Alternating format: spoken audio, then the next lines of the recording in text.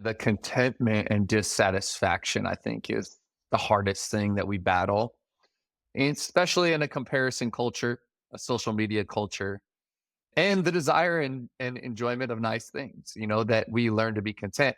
For me, the what would I say? The antidote to that has always been thankfulness.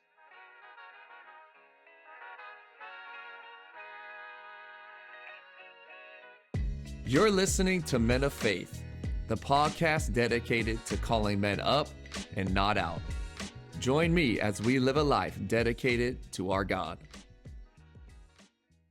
What's up, everybody, and welcome back to the Men of Faith podcast. I'm your host, Caleb Cole, and I'm here with my co-host, Brandon Miller, and he's a man of faith today. Look at that shirt. Faith over fear. Let's do it. Let's do it. How you doing, Brandon?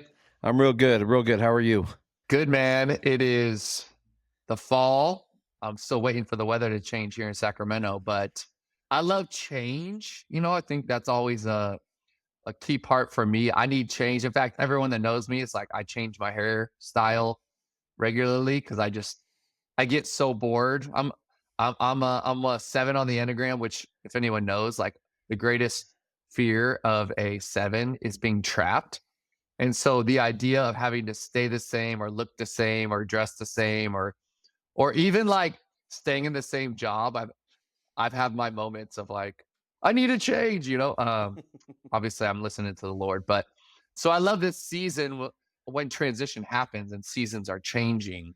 It's a beautiful thing. Change is good. Some people hate change. I'm ready to get out of 100 degrees is what I'm ready for. Yeah, especially when you're coaching football. Oh, whew, yeah. Tell me about it. So we have come to a topic today that I believe is one of the most relevant. We haven't hit it yet, but something that we all need help in. I think no matter how well you feel like you're doing when it comes to stewardship, and that's what we want to talk about today. We want to talk about money, your money, my money, our money, and of course, God's perspective on money. So we're going to have a little money chat today. I can think of all the songs right now. Mo money, mo problems. Money, money, money, money. Like it's all going through my head right now. But Brandon, I know that in our culture, money is a challenge. And it's something that we are, especially as Americans, very materialistic. We are consumers. We are trained, brainwashed, inundated with promotion and commercials and propaganda to get us to consume. And yet God has called us to be different, right? To be different than the world. And ultimately, he talks about money a lot. Jesus talks about money a lot. So let's jump in, man. Let's talk about money, the importance of being good stewards, and of course, some of the dangers and drawbacks of living in America today and trying to manage our money in a way that honors God. So what comes to mind when you think of biblical stewardship? That unpacking that word steward. So it's just being a good manager, good allocator of resources, someone that's wise, responsible, thinks ahead, looks at it through the filter as a Christian of how Jesus talked about it. Don't be a slave to it. You need it. It's a resource. It's important. You might be blessed with a lot of it. You might be blessed with a little bit of it. Either way, it's a blessing. There's the understanding in the Bible that if you have a lot of it, you could do a lot with it. But with that comes increased challenges. Ask anyone who has it.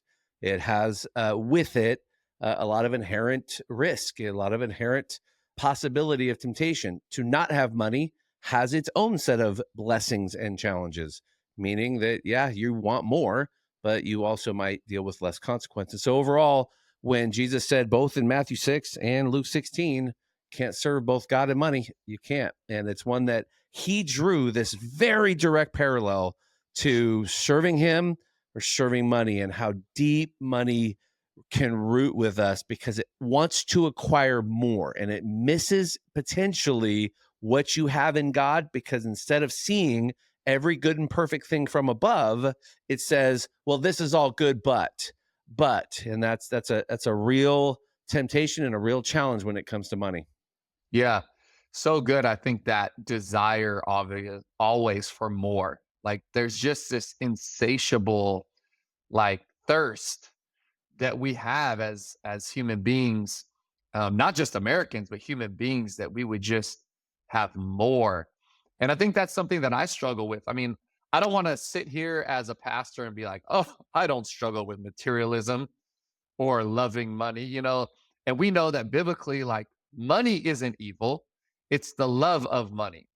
And so what we are called to do is to steward, right? To be a good manager of what has been entrusted to us. And yet I think the tension, especially in our culture, is that we do acquire more. Now, like you said, you can do a lot with more. You can actually give more when you make more. You can help people around you more when you earn more. You can give to your church. You can bless your family. You can set up generational wealth. There are good things that come with the drive for more. Because I think, the longer I've lived, the more I am like, I want to do better financially, because I'm thinking futuristically. I'm thinking about all the people in my life. And yet there's this tension in that of like, well, when does it become I'm falling in love with money? And when is it, well, my heart is just to actually use this well and to bless other people around me? That's the tension that I live in. I don't know if you deal with that, Brandon, but I feel that tension all the time in my life. I'll tell you this, that so I got married very young, so I know what it is to start from the bottom. And now I'm here, right? Like from $7.67 an hour, working graveyard, full 40 hours a week to support my new family. And y'all could do quick math. That's not a lot to live on in 1993 even. And so to be from there to where I'm at today, CEO of a multinational company and in a very different position, I will tell you that because that word stewardship means manager, not owner, that the Bible gives a really important point here, that as long as you see the resources not as yours, that you are given to them to steward for a time and apply them where God wants you, you're good. Have little, have much. You're good because you've learned to be content in whatever the circumstance. You're content. And it's when that contentment is challenged, and I will speak for myself too. I like to travel. I like nice things. I like to eat nice places. I like to take my wife on nice trips, do things with my very large family. And yet, if I'm not careful, and I haven't been, certainly have had many checkups from God on this, of where is it going? What am I doing with it? Am I being faithful with what belongs to Him, or am I taking ownership of it as mine? And once it becomes mine, it doesn't matter how much you have. You're in the wrong place because, like you, Caleb, I've traveled around the world. I've seen people who do not have much, who are as greedy, materialistic, and in a challenging place as someone who I've seen with lots of it. I've seen it in both places. So it's geography, not specific. The simple reality is that we're pressed with in this world, wherever you live in this world with, you need more. You'll be happy with, you'll get more satisfaction with. If you just got this, you'd be there. And I think that's where we come back to that tension, right? Of, is this mine? Am I here to enjoy what God has given me? Yes, absolutely. You're His kids. But am I also called to make sure that, hey, He might call me to do something sacrificial. He might call me to give some stuff away. He might call me to be a part of His mission, and my money being a part of that service. Yeah, the contentment and dissatisfaction, I think, is the hardest thing that we battle, and especially in a comparison culture, a social media culture, and the desire and enjoyment of nice things, that we learn to be content. For me, the what would I say? The antidote to that has always been thankfulness. Like anytime I'm feeling dissatisfied or a lack of contentment, a discontent, and there is holy discontentment, don't get me wrong. I think sometimes God's like, bro, you need to work harder because you should be building up wealth for your future and your family. But when there's this dissatisfaction and unholy discontent, it's a superficial and, man's corrupt heart dissatisfaction, discontentment. That's when I go, hey, I gotta shift my focus to thankfulness. Let me write down this morning all the things I have to be thankful for. because I'm in my house actually today. I can be in my house and just focus on everything that is missing from this space rather than all the good and blessing that I have from this space. So I'll just give you practically for me because I've had moments where we're not in our dream house right now, not yet, and we actually don't have a yard here, and so I want a yard for my kids and someday maybe a pool, right? But I could really focus on that at times. But what I usually do is I go, hey, you actually live across from a beautiful park though, and so I can go there every day, walk there in, 1 minute and take my kids there. I need to do that more. Or I think, oh man, I'm 5 minutes from our church, which gives me the opportunity to be closer, save time, to be able to be present with people and even connect with more people because I don't have that commute time. For me, that was a priority that I made in moving to this location. And I'm thankful for that. I have a roof over my head. I'm thankful. So like I have to shift my gaze and my focus whenever I feel discontent come in it. And I just start saying, okay, God, let me focus on all the things I had to be thankful for. And I'll write them down and I'll say them in prayer. And that always centers me back and pulls me out of the discontent that's unholy and the materialism and the lack and the comparison. And then I'm focusing on the good. Yeah, I'll tell you that when that discontent comes, and the Bible, when we're not content with what we have, it calls it greed. And greed is idolatry. It's the wanting of something, and it starts to take the place of God. And so, whether it's mammon, as some translations call it, a literal deity worship for the consumption of more, or it's just, I'm not happy with the house, I'm not happy with the car, I'm not happy with the set of golf clubs I have. Worked fine the last 10 years. Do I really need a new set? I mean, there's And you're not good anyways. yeah, yeah, and it's not gonna take 10 strokes off, I promise. Right. You're still swinging them. I mean, whatever that is, right? Whatever becomes that next I need, I want. And so when we talk about money and having it, I think what you said about thankfulness comes to the topic of giving. Meaning, Mm, if I'm called to steward this money and give, and I'll first speak to the tithe, giving to God what we believe belongs to Him, like not even a question, giving Him the 10%, and then being available to go above and beyond, right? And for many, people throughout my life in the church, that is a hard let go, and it's so interesting. It's almost as though people who make less can get there better, and people who make more, the percentage goes down because the number goes up. And yeah. all of a sudden it's, whoa, do you know what 10% equals? Do you have any idea? And it's a trap of the rich, right? It's why Jesus said it's so hard for rich people to get through that eye of the needle that the camel has to squeeze through, right?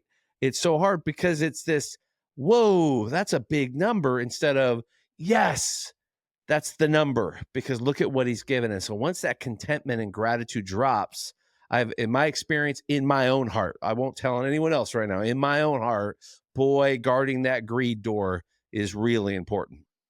As you said that, I was just reminded of some statistics because I've preached on giving, obviously like in my years of being a pastor. And, I've done some series on giving generosity and I always do some research. And it's crazy, that the lowest earners, they give the highest percentage.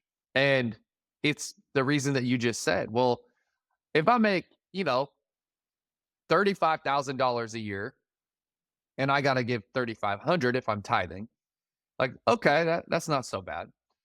But if I make $100,000 a year and now I got to give, 10,000 a year, that feels a whole lot different. 3,500 versus 10,000. And so it does seem to get harder, but only because our hearts are not staying connected to God. Because, like you said, if your heart is connected to the Lord, then you actually, as it gets greater, you go, wow, like the perspective of I get to give this much. And we know scripturally it talks about like God loves a cheerful giver. We're not supposed to give out of coercion, right? He wants it to come from the overflow of our heart, but that only comes when we're connected to his heart. And so Ultimately, for me, generosity and giving is always comes back to where's my heart? Is my heart connected to God? Is it connected to the Father? Do I have the perspective that everything I have, I'm a manager of? I don't own any of it. I wouldn't have it if it wasn't for him. I wouldn't even be able to manage it. I wouldn't have all the blessing that comes with what I have either if it wasn't for him. If that heart isn't connected to God, then of course we won't be able to be generous. And the reality is, Brandon, I mean, it's sad, but very few people are tithing anymore. And I hate to say it as a pastor, but I mean, the percentages of giving in the local church in America is continuing to go down. I'm sure that a big chunk of the guys listening right now, like tithe, like 10% sounds crazy to them. So, what would you say to someone who's listening to this right now? And I know a lot of you guys are, and they're going, 10% of my income? Like, I wouldn't survive though, Brandon. Caleb, you don't understand. I couldn't do it. We're just making it as it is. I mean, we know inflation's real right now. We live in California. Some of y'all listen from other states, but we're in California. Things are not cheap here. It's wild in these streets, as they say. So, what would you say to someone that hears us talking about giving, not just generosity, but we're saying tithing 10% of your income going back to the Lord, and that just sounds impossible. Yeah, I have to offer this perspective because, whether we go Old Testament Malachi saying, "Test me in this, see if I won't Yes. throw open the Malachi floodgates," 3. right? Yep. Yep. See if I won't. So there is this place where God calls his followers to trust him with their money, and it has nothing to do with him needing it. And it has nothing to do with the local church needing it. It has nothing to do with the people who get paid to minister before the Lord needing it. It has everything to do with the heart of the giver. It has everything to do with, do I trust you with my survival? Do I trust you with my needs, my family's, my responsibilities as a man? Do I trust you? And if I do, then the answer is, okay, then I'm going to find a way to do this and trust that you're going to make this right. And I know, testimony after testimony of people that when they put it forward, God shows up. And then you have to add another layer to it. You talked about generational wealth. So for us to agree, there is nothing wrong. In fact, it is encouraged to do well with money in the Bible. Like the parable of the talents, it is encouraged. And that's about money. Yes. Take money. Yeah. Those talents are quantities of money. And the one who left it, he commended the ones that turned a profit. They figured out how to turn the dime and bring more back on what was given. So making more is actually encouraged in scripture. So to the point, in my own journey of having to learn how to trust the Lord in giving, it was, if I know that all of these resources come from you anyway, and I know that on a dime, you could bring more on a dime, anywhere, at any time, any source you can. And how many times I've watched his faithfulness in doing that and watched him come through again and again. It's reinforced a new habit. It's moved. I heard someone say this today. It's moving the furniture in the brain, because the only reason why we hold too tight to something is fear. It's the only reason. It's fear of loss, fear of inadequacy, fear of not having enough. And as that gets rearranged to, no, I'm going to trust you. I'm going to trust you that if I give the 10% to the sources you call me to give it, the local church, missions, outward, like the places God wants, you got to trust he's going to bring it in. Yeah. Trust is the key. And I would say obedience, because ultimately he's commanding this, he's calling us to this. It's a directive from scripture that we would be generous. It's a directive to give, it's a directive to tithe. And so it comes down to obedience. But not only that, when we really get in the nitty gritty of it, because I think there are guys listening that are like, I just can't even imagine doing that, or they have never really given much other than they'll tip God. They don't tithe God. Like they tip when the service hit them a certain way, or they felt blessed that day. But a tithe, something consistent, is out of the question.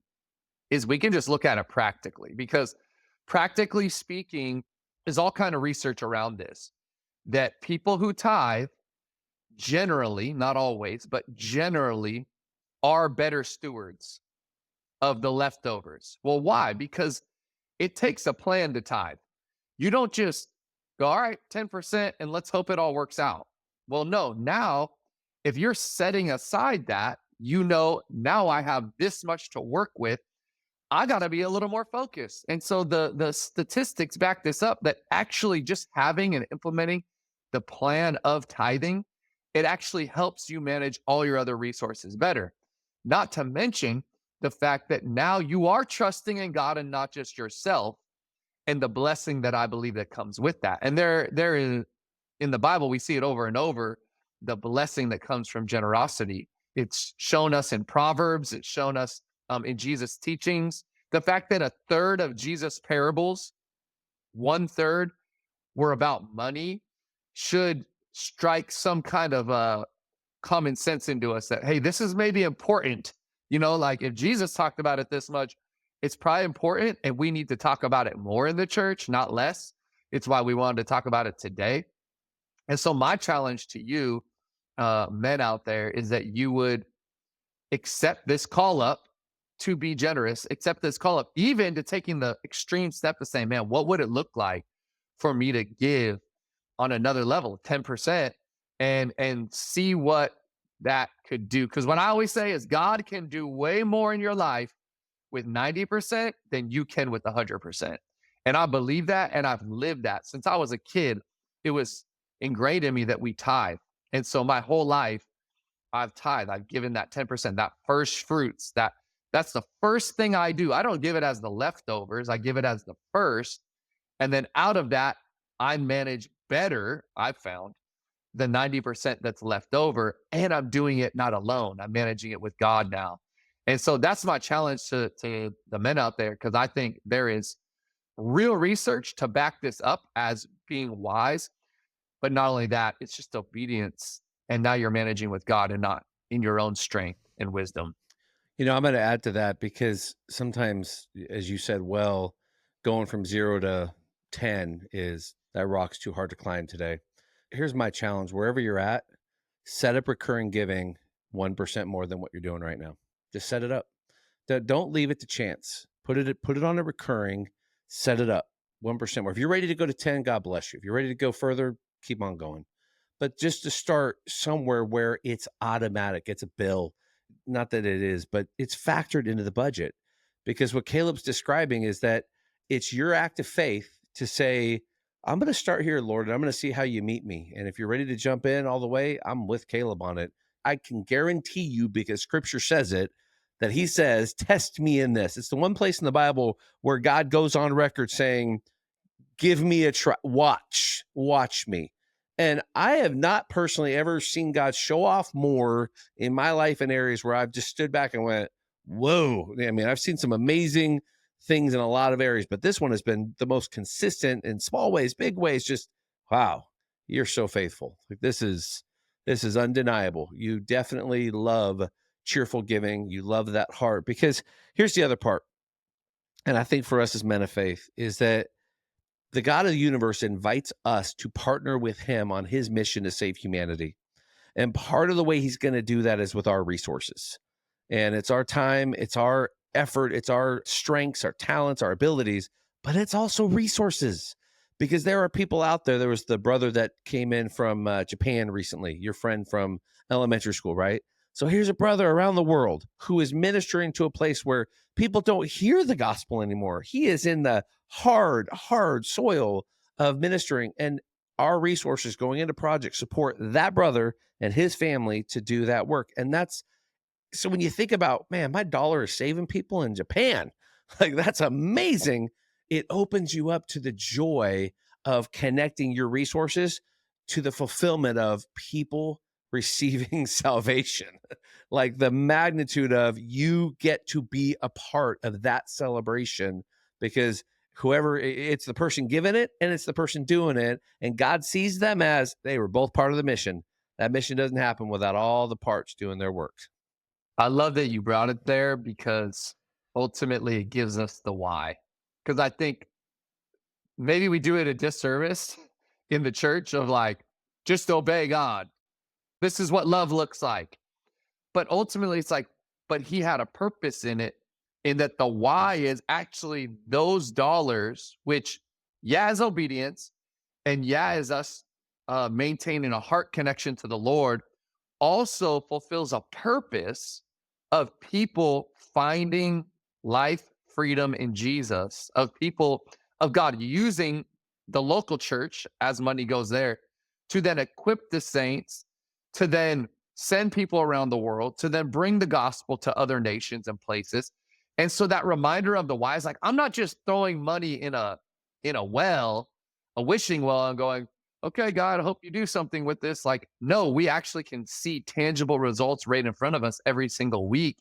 And that's why I encourage people to give to the local church or to give to an organization that they believe in and they have a heart connection to and they see is actually accomplishing something. And so there's always a why. God set this up for a reason. And it was more than just obey me. It was always, yeah, I want your heart. And that's the most important thing. But also, I'm going to use your obedience in your heart connection to me to actually bring something greater and fruitful beyond this. True story, when my wife and I were evaluating where to attend church 6 or 7 years ago before we landed at Project, she said, I want to go to somewhere where I tangibly see on a regular basis people responding to the gospel. She said, wherever we land, that's what I want to see. She said, because then I know that my resources are directly going to people finding life, freedom, healing, salvation in Jesus. And I have not yet sat in a service online or in the room that somebody hasn't responded to the gospel. I don't know, Caleb, if you've, you've been here longer than me.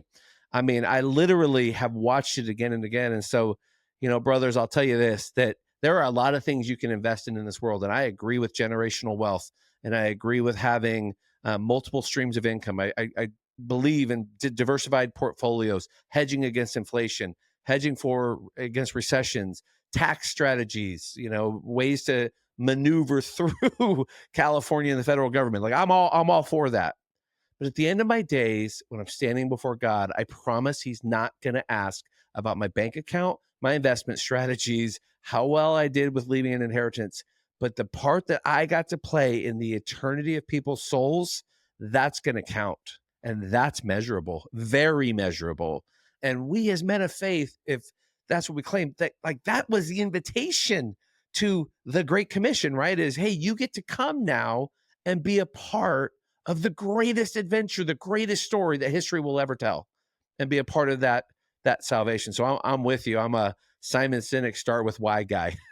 Like my business, things about it, like bringing us back to here's why we do this, because we're a part of something eternal, infinitely beyond us. And then Yeah. resources just become, man, this is fun. Like I get to hear the stories and be a part of it. I preached a message a couple years back, and you just, as you were talking, it came to mind. I think that the why for a lot of people of why they don't give is because they just don't want to be poor. And they're like, I don't want to be poor, so I can't get, I need to pay my bills, so I can't get. And I said, too many of us are concerned with not wanting to be poor rather than we have an opportunity to pour, pour. Like ultimately our lives are so much more fulfilling when we're pouring out. And if you are living, and when you're just focused on yourself and your bills and your struggles and your battles and what you're trying to accomplish, and you're never pouring out, I don't care how much money you have, there's an emptiness that comes. And you can talk to, and I've seen interviews with all the rich people in the world that'll tell you how empty it was. They got to that next level. They finally hit that, that next million. And it was just like, that's it. I need more. And they thought if I get more, once I get there, then I'll arrive. There was this study, and I can't remember it, but it was always about, or it was about how everyone set benchmarks. Once I get to this number, then I'll finally be happy, fulfilled. I made it. And every time they got there, it was like, well, no, now I got to set, I need more.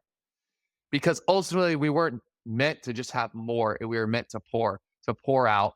to pour onto others. And that's what you're talking about, Brandon, this idea of generosity. I'll tell you, brother, 2 years ago, I got to go on a missions trip to Uganda, and I met a man named Simon that has been serving the Lord for decades.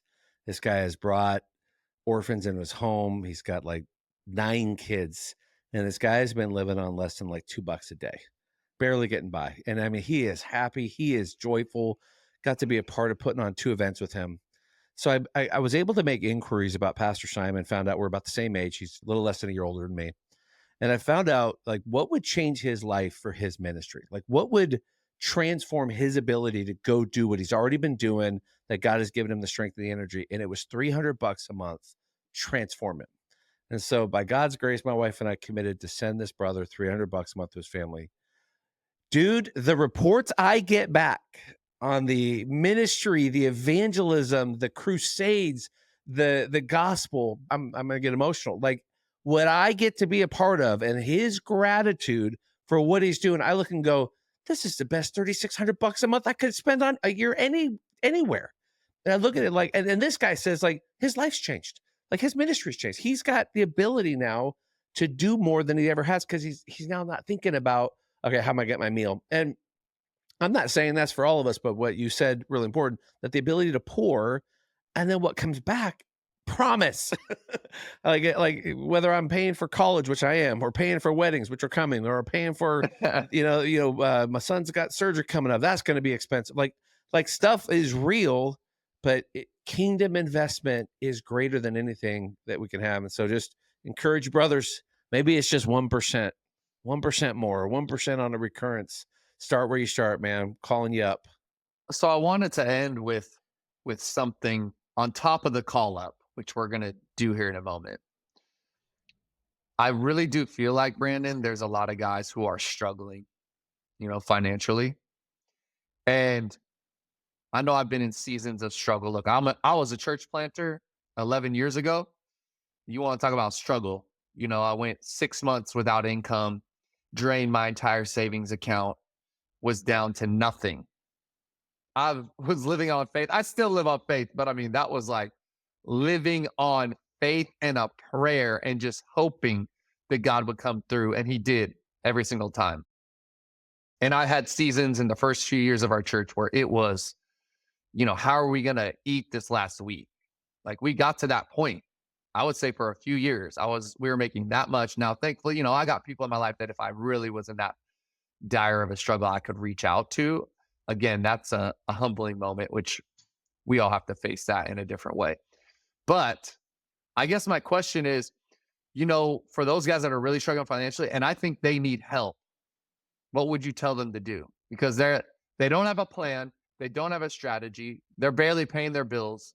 And the idea of generosity right now is just like overwhelming. And we're going to give them that call up here at the end. But before we do, what's something practical you would tell them to do right now, as whether it's single, married, kids, to say, hey, there's some things you can do to level up?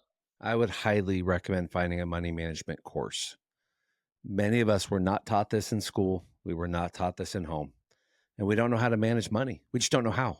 We don't know how it works, how it comes in, how it goes out, creating recurrence. And once you can escape the cycle of paycheck to paycheck, once you can move off of that, once you can escape debt, once you can escape feeling this pressure, I'm underwater. And I know to our point today, some of us are some people listening are going, I can't give anything because I can't even cover what I have as it is.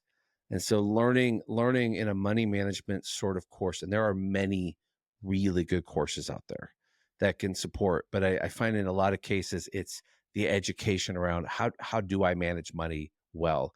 And that acknowledgement can start with something public or even inquiring of people in this ministry, Men of Faith, and the Brotherhood Project, people that might be able to sit with you and just say, hey, let's start at the basics and build from there. Or, hey, let's take a look at the debt you have, or the debt to income, or the income to expense, because sometimes just that knowledge can start to bring hope and freedom and bring something true out of that. And I'm talking from someone who has been at the pinnacle. I have had to file bankruptcy and I have built back up. And so I know what it is to be at the top, and I know what it is to be all the way down. And when it was time to do that and climb back up. So, speaking of which, there are many, in the sense that there are brothers around that have great sense here, and then there are great programs that you can find. I heard some financial guru, I forget who it was. It was a Warren Buffett or someone like that. And they were talking about how if you're an entrepreneur business owner and you haven't had to file bankruptcy, you're not doing it right.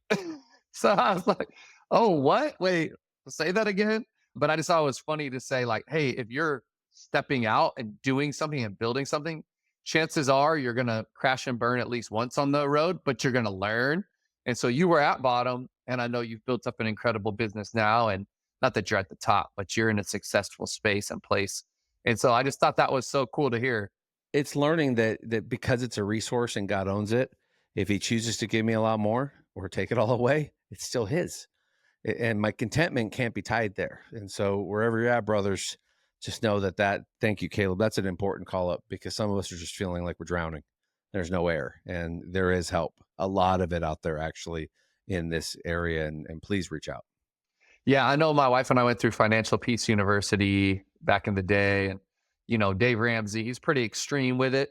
I don't still to this day ascribe to all of his recommendation or practices, but I know a lot of people who have found freedom just from going through a course. I mean, ultimately, you can take the meat, spit out the bones. Not everything works for everyone, but I mean, taking a course like that, we've offered at Project Church before. You can just take it online. Like you said, Brandon, there's other courses, there's podcasts, there's radio shows. I mean, there's so many things that we have access to now that we should, and then take advantage of it. And then ultimately, like you said, Brandon, like reach out to a brother. I don't think it's always the easiest thing to do, but it is one of the most powerful things you can do, to just say, hey, I need some help. Like, you see someone that's successful or is in a space of health and you're like, I want that, talk to them, reach out, pick their brain. You could pick multiple people's brains. I'm always asking. I wish I had experienced more of that growing up. Like, that had been a conversation. And it's something that me and my wife are already like, hey, we need to start doing that more with our kids as they get a little older now, to just set them up for success in the future. Cause I wasn't taught. I mean, I went to a Bible college, Brandon, that didn't even have math classes, which is crazy to me, because what I realized is, as I've, stepped into pastoring, I had to manage a budget, never had a budgeting class, never had a math class. And then eventually I launched my own church. I mean, in a lot of ways, obviously, we're in the business of souls, but I'm still running a business, and had no training, no experience, no classes, and just like figure it out, bro. And man, I wish I could have had some other things in my, arsenal back then that I now have as a young man. But hey, we're all learning at our own pace. But ultimately, I just encourage you, man. Some of you are younger here, older, no matter where you are and you're listening, get access to some resources to help you. And so the call up today ultimately was generosity. It was one of being obedient. It was one of saying, God, I don't want to love money more than I love you. What did Jesus say in Matthew 6? He said, you can't have two masters. You either are going to serve one or the other. You can't love God and money. You can't serve God and money. So ultimately, we only can have one master. And I want to choose day in and day out. And it's a daily choice, Brandon, to serve Jesus as my master, God as my master. And that means that I'm walking in generosity, that I'm taking this call up to be generous. And I think you gave a practical call up, Brandon, which is, hey, some of you, jumping to 10% sounds terrifying and impossible. So I think a great call up is go 1% more. And if you're at zero, then 1% would be 1%. Maybe you jump 4% more. Maybe you start giving 5%. But I love the idea of setting up something recurring. I think that consistency and commitment, you do it in all the other bills of your life. I know I do recurring giving for all my generosity to the church, and as I support some other organizations. And I think that's a great call up today for the men. So there it is. There it is. So, hey, thanks for joining us today for the Men of Faith podcast. Brandon, always a pleasure to be with you. Let's continue to walk as generous men of faith, growing in our faith, and keep leading the way God called us to lead. Love you guys. Grace and peace. Peace. Thanks for listening to Men of Faith. If you got questions you'd like us to talk about on the show, we'd love to hear from you. Join the conversation by reaching out in the Facebook group, and we will definitely add it to our list. Also, if you want to engage with us at any of our quarterly men's events, you can check out projectchurch.com for more information. Until next time, grace and peace.